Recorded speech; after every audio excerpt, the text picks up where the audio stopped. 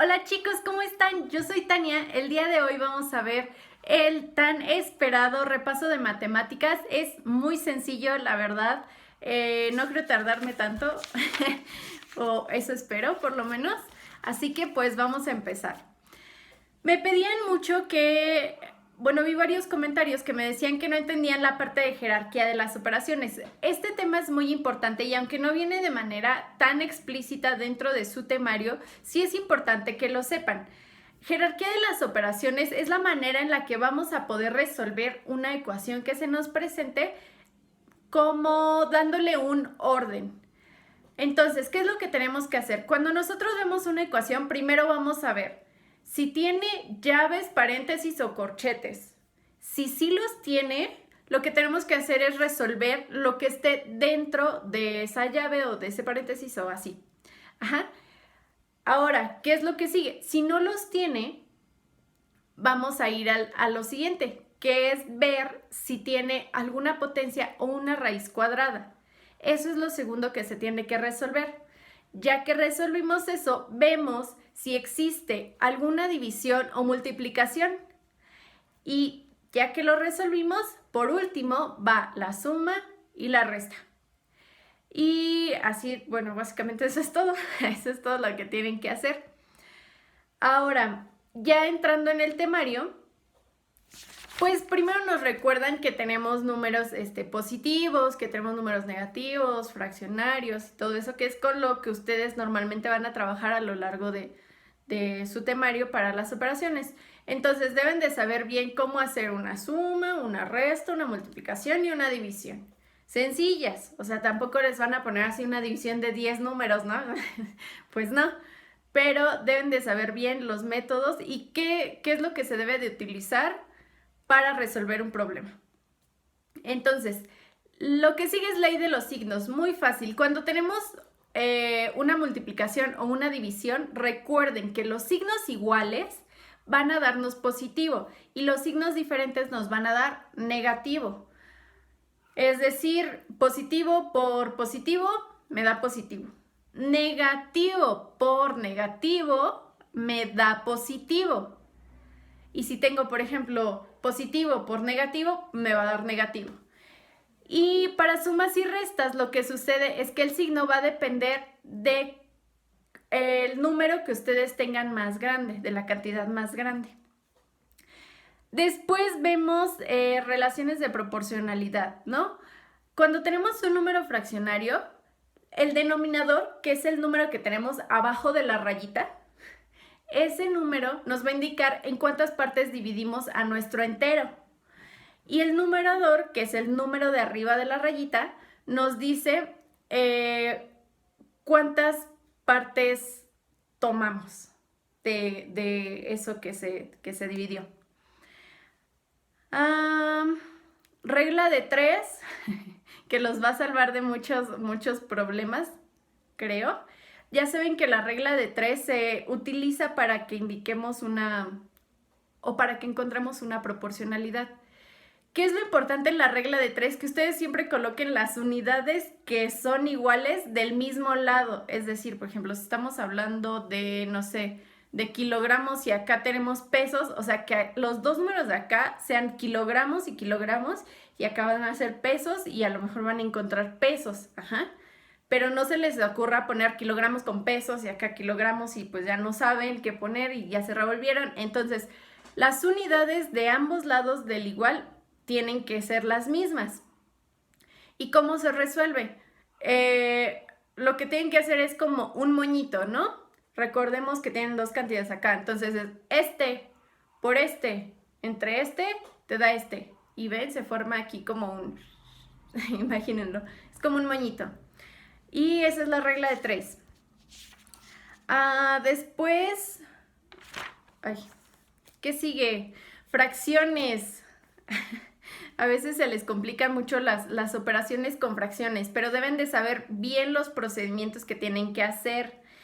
Cuando tienen una suma o una resta, ya saben que pueden hacer productos cruzados, ¿no? Que es lo que normalmente todos saben, ese procedimiento de los productos cruzados.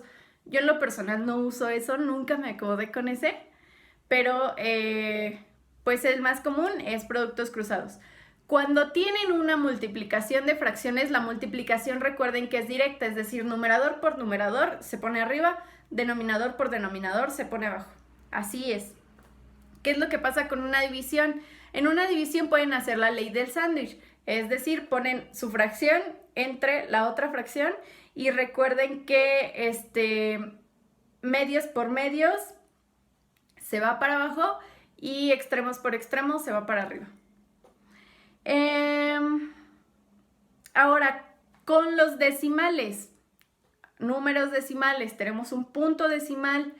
Recuerden que es muy importante que también aquí sepan cómo hacerlo en una suma, en una resta, en una multiplicación y en una división, ¿sí? ¿Cómo es el procedimiento? Porcentajes y regla de 3, que bueno, ya lo vimos, me adelanté.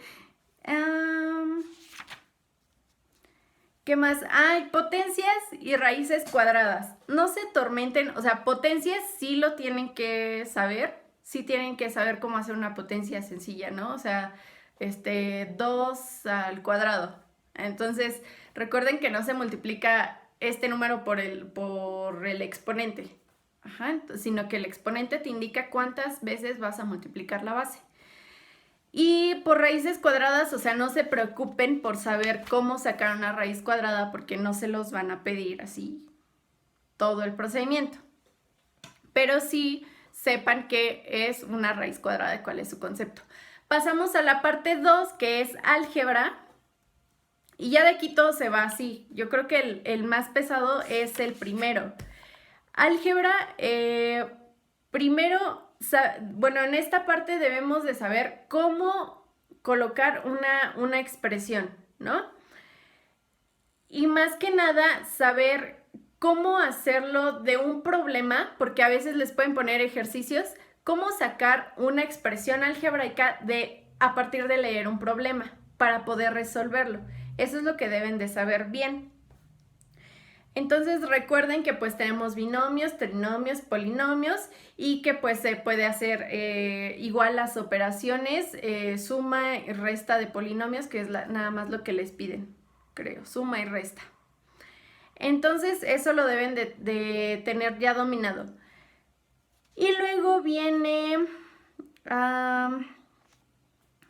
ecuaciones de primer grado. Esto lo vimos un poquito en habilidad matemática. Ahí como que ya estuvimos viendo esto. Y bueno, resolución de problemas con ecuaciones de primer grado es nada más aplicar la parte teórica que ya aprendieron. Los sistemas lineales de ecuaciones con dos incógnitas es cuando ustedes van a tener no nada más X, sino que ya aparece también Y dentro de una ecuación. Entonces tienen X y Y todo sigue siendo lineal y ahora pues tienen que trabajar tomando en cuenta esas dos incógnitas, esos dos valores. Viene la parte de productos notables y factorización, que normalmente pues no se incluye tanto en el examen, pero pues es importante que lo sepan. Un factor es aquel número que se va a poder convertir en un producto. Y entonces, precisamente la factorización va a ser el proceso por el cual nosotros vamos a poder de alguna manera como descomponer un producto. Es decir, si tenemos 25... como resultado final, pues factorización va a ser descomponer ese 25 en sus dos productos, o sea, que tuviste que multiplicar para que te saliera ese 25. Y proporcionalidad directa. La proporcionalidad directa va a ser una relación que ustedes van a tener entre dos de sus factores y en la que aparte van a tener o van a depender más bien un factor de otro. Y relaciones de proporcionalidad en el plano cartesiano. Pues precisamente sabemos que el plano cartesiano es esta herramienta en donde tenemos dos ejes, el eje de las X, que es el que está acostadito, y el eje de las Y. Aquí vamos a poder ubicar pues puntos, ¿no? Dentro de este plano utilizando precisamente coordenadas. Vamos a la parte de estadística, que es muy cortita y muy básica y muy sencilla. Es que a mí me encanta estadística. Pero sí, es muy corta dentro de su temario. Entonces, el análisis de la información, a veces como tenemos muchos datos, precisamente vamos a recurrir a esta parte de las matemáticas que se llama estadística para poder hacer precisamente el análisis de todos esos datos que tenemos y ver la relación que tienen entre ellos. Podemos utilizar una herramienta que normalmente observamos, que son las gráficas. Normalmente nosotros vemos o gráficas de barras o gráficas de pastel, que son gráficas circulares, y ambas se las manejan dentro de su temario. Las gráficas de barras nos van a servir para poder contrastar datos, porque tenemos dos ejes como en el plano cartesiano y vamos a poder contrastar los datos, estos de acá con estos de acá, y ver la relación que tienen entre cada uno. Entonces, bueno, vemos que al final pues precisamente se llama gráfica de barras porque nos quedan unas cosas así, ¿no? Como barritas. ¿Y qué es lo que pasa con la gráfica de pastel o gráfica circular? Que pues es la que es un círculo, que aquí podemos ver porcentajes y lo vemos, ¿no? Nos ponen así, por ejemplo, si está dividido el círculo a la mitad, pues es 50% y 50% y ese tipo de cosas.